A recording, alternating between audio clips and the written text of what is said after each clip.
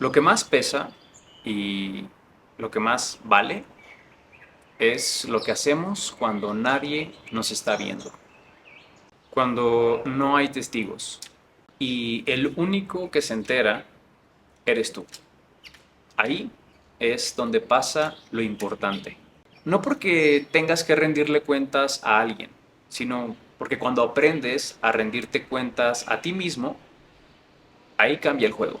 Porque a veces es más fácil hacer ejercicio cuando lo haces con alguien más.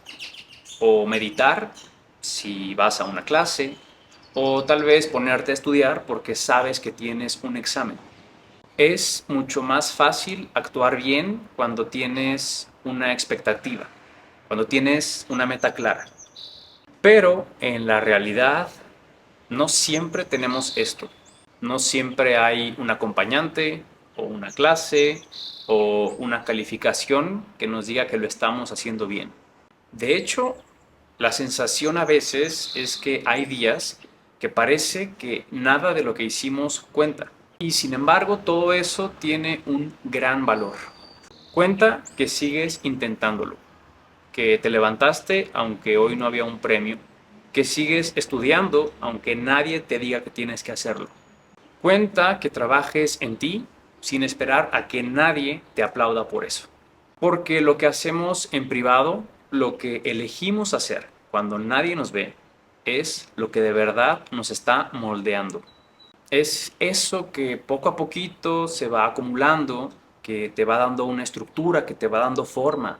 Es lo que construye una base firme que no se va a tambalear con críticas o con aplausos. Y no, tampoco se trata de volverte una máquina productiva y exigirte todo el tiempo sin parar. Tampoco es la carrera por ver quién es el más disciplinado. Se trata de reconocerte como alguien que se respeta a sí mismo aun cuando no hay ningún tipo de reconocimiento. De darte tú mismo el lugar y el cariño que esperarías de otros. El mundo puede no enterarse de todo lo que estás haciendo, pero tú sí lo sabes.